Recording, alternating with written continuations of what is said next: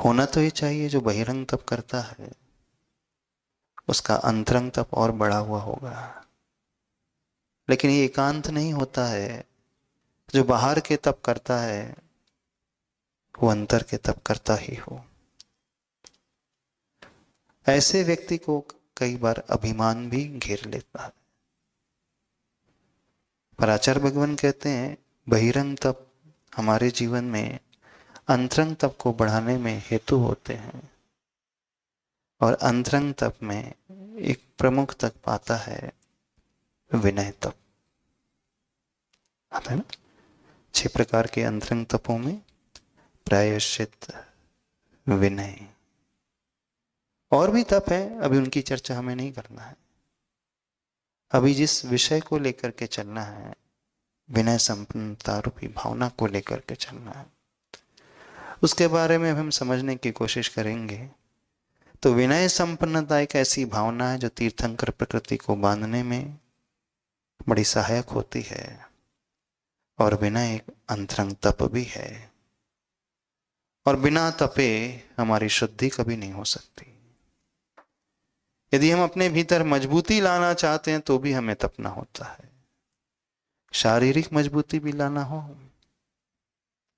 तो वही पहलवान बनता है जो अच्छे से एक्सरसाइज करता है। आराम करते करते, लेटे लेटे, सोते सोते कोई पहलवान तो नहीं बन सकता। शारीरिक क्षमता भी बढ़ाना हो तो हमारी शारीरिक क्षमता का विकास भी तब होता है जब हम शारीरिक परिश्रम करते हैं। शरीर का जितना उपयोग करेंगे, प्रयोग करेंगे, उतनी ही शरीर की क्षमता बढ़ती है। तो शरीर की शक्ति को बढ़ाने के लिए भी हमें मेहनत करना पड़ता है, तपना पड़ता है। और जब हम आंतरिक शक्ति की बात करें, उसे बढ़ाने की बात करें, आंतरिक शक्ति को प्राप्त करने की बात करें, तो वहां भी तपना पड़ेगा। लेकिन ये आंतरिक शक्ति, आंतरिक तप ऐसे होते हैं जो दुनिया को नहीं दिखाई देते। आपके उपवास दुनिया को दिख जाएंगे, आपका त्याग दुनिया को दिख जाएगा। आप आहार में रस नहीं लेते, नमक नहीं लेते, मीठा नहीं लेते, ये दुनिया को आसानी से पता चल जाता है। आप खड़े होकर के तपस्या कर रहे हैं, काय क्लेश कर रहे हैं, नजर आ जाएगा दुनिया को। चूंकि सब शारीरिक हैं, शरीराश्रित हैं। लेकिन जो मनाश्रित होते हैं, मन के ऊपर आधारित होते हैं, जो हमारी भावनाओं पर आधारित होते हैं, जो हमारे विचारों पर आधारित होते हैं, वो दुनिया को नहीं नजर आते। जो दुनिया को नजर नहीं आते हैं, इसलिए उन्हें अंतरंग तप कहा। लेकिन जीवन में हमारा विकास हमेशा अंतरंग तप से ही होता है। क्योंकि व्यक्ति वही ऊपर उठता है जिसका मन बहुत मजबूत होता है। जिसका मन बड़ा कमजोर होता है वो तो जिंदगी के हर मोड़ में हार जाता है। छोटी छोटी बातों को देख करके वो घबराने लगता है, निराश होने लगता है, डरने लगता है, टेंशन में आने लगता है, चिंता से भरने लगता होता है। बिल्कुल ऐसा ही होता है।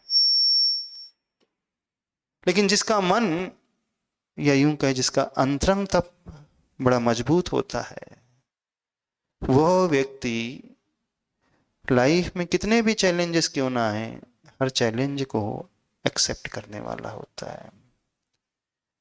बड़ी सी बड़ी चुनौतियां उसके जीवन में आए, हर चुनौती को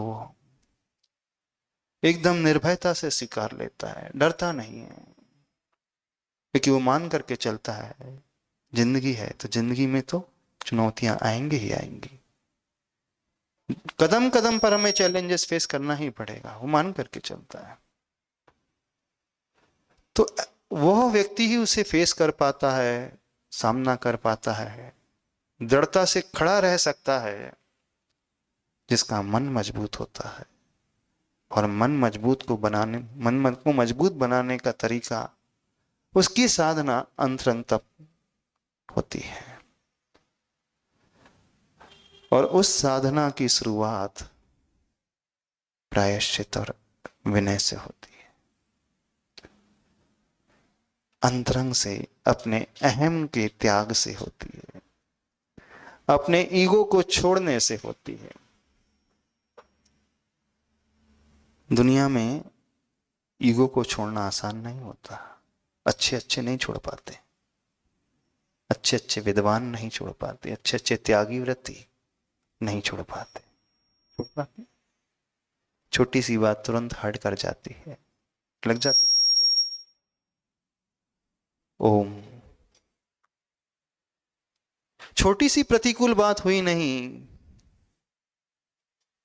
कि हमारा मन खराब होने लगता है। क्यों होता है ऐसा?